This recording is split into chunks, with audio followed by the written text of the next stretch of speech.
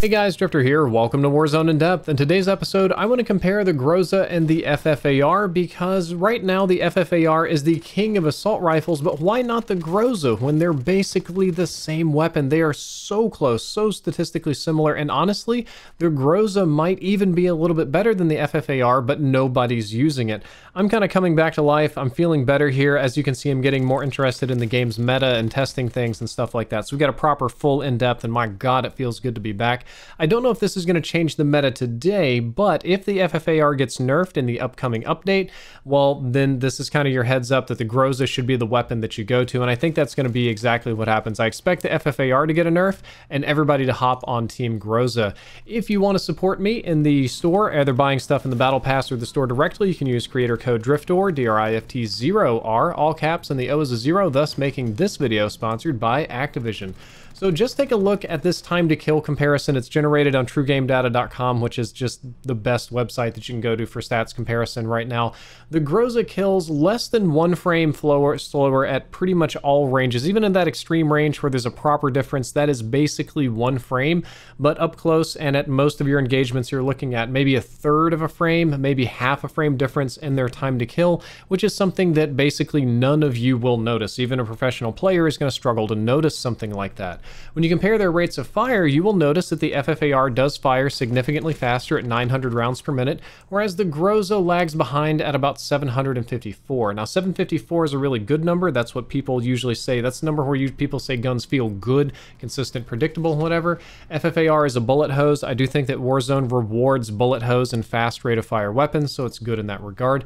However, the Groza deals a little bit more damage and requires 1 less chest shot to kill, thus the time to kill is going to be very, very close regardless of that rate of fire difference. So the Groza will deal 36 damage to the chest and the FFAR will deal 33, and even though it's only 3 points of difference, that is 1 more shot to kill, which can be really rough in some clutch situations. However, the FFAR and Groza deal the same headshot damage of 45. So if they're dealing the exact same damage and one shoots way faster, well, obviously the FFAR is going to win in a headshot battle. And if you're playing in my lobbies, which is nothing but a bunch of sweaty campers playing wagers or whatever in tournaments, running around with their rose skins, they're probably going to land some headshots with you with the FFAR. So this is more of a body shot kind of weapon, so it's not going to work at super high tiers of play. However, where this gets more interesting is the recoil section. So I did a little recoil test in Plunder to compare the FFAR with the standard build on it with all of the attachments that all the sweaty boys run versus the Groza with the CMV barrel and the Groza with the composite barrel. Now, interestingly, when I checked TrueGameData.com, it said the CMV barrel would do a bunch of nice things and had no recoil downsides. However, my testing does show that the composite barrel has less recoil than the CMV, or more accurately, that the CMV is going to add a little bit of recoil. But if you want to compare this to the FFAR, you will notice that the FFAR and the Groza CMV barrel have very similar patterns.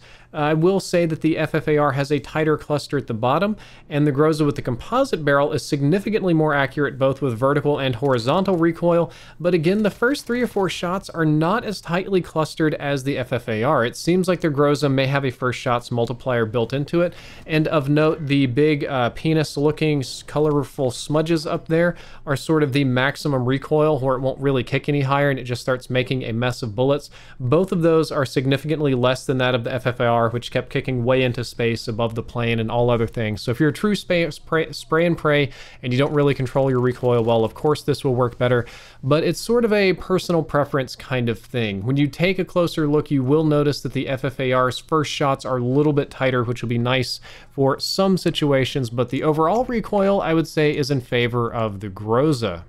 One other thing I would like to add to this comparison is that subjectively speaking, when you're playing with this weapon in your hands, the Groza shakes more when firing. It's a more violent feeling kind of weapon, and I suspect that this is really more down to the animation of the weapon, or I would say animation kick would be a way to say it. It's not really affecting where your bullets are going, but it does shake your screen around a lot and it can be disorienting, whereas the FFAR is relatively steady and good feeling.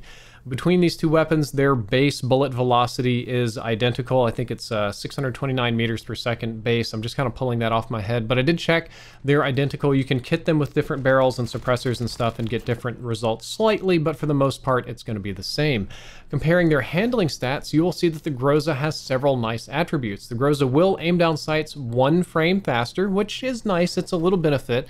It's 2.3% faster running speed. Now that's going to apply to your walking, running, sprinting, and everything. So outrunning the zone and repositioning is going to be a little bit easier with the Groza.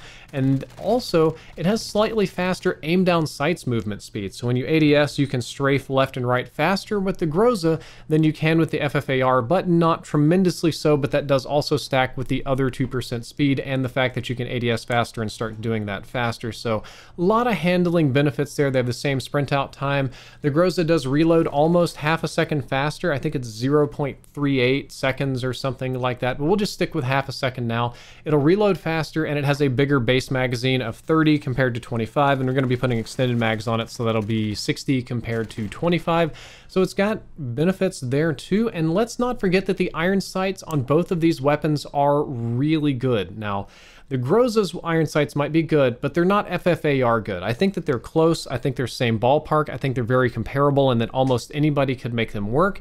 However, the FFAR is a little bit more clear. There is a little bit more, or I should say less stuff on screen. The reticle is, in my opinion, a little bit easier to use, but some people don't even do that. A lot of people put optics on these guns, and if you do that, of course, it won't make a difference at all. So at the end of the day, what are we doing here? My opinion is that the Groza is an entirely viable alternative to the FFAR for most players, and I think that this is going to be the go-to weapon if the FFAR gets significantly nerfed in the next update.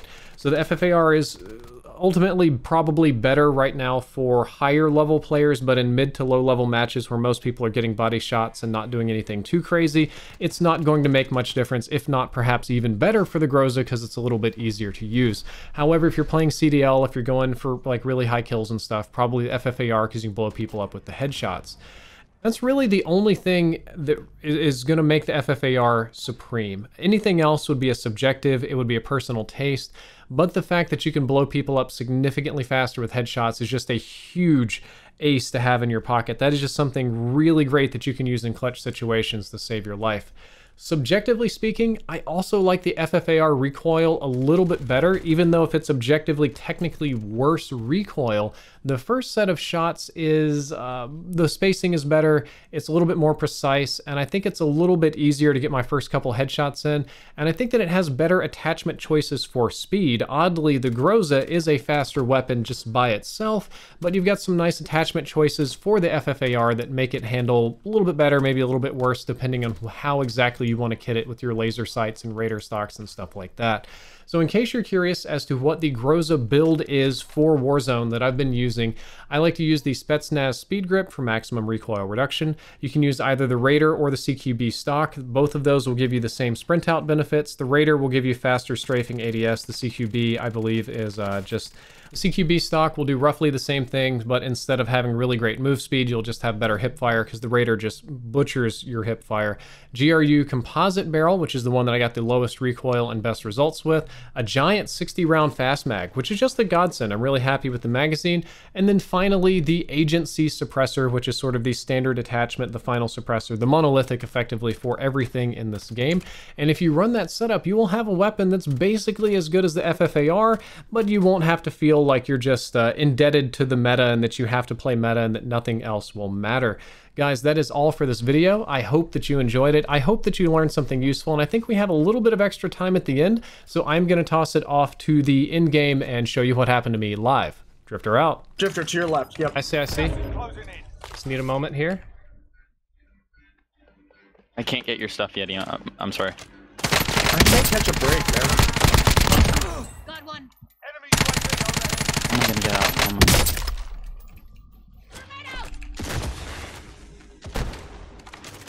Oh my god. On dock. It's okay, I'm selfing. Most wanted, by the way.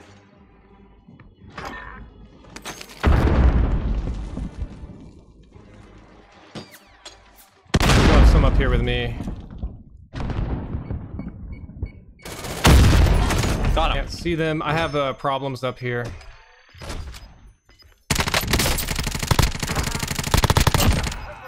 I don't know how I'm gonna get up. You're gonna have to stay down below and duke it out, unfortunately. Yep, team down below. Infield, infield. Okay.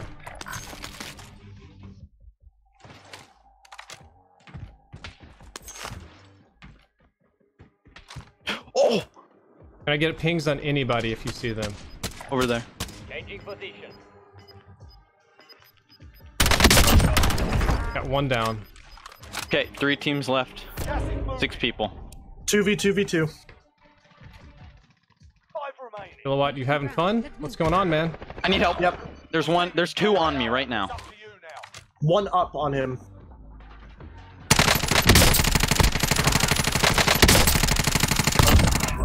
Nice.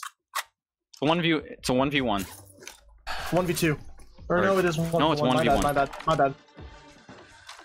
Do we have any idea where our friend is? All we know Literally. is he's in the field. Target marked. You're cleared hot. This is Striker 3-1, good copy. Strike inbound.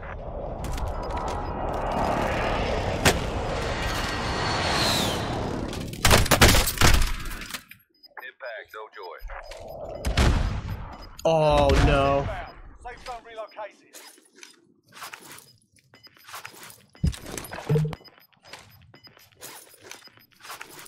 Gas is closing in.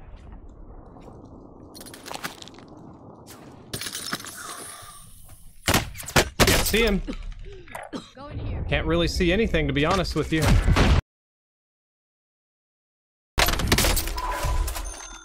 GG. Says that one-way gas, dude. I couldn't see him at all. The gas, yeah.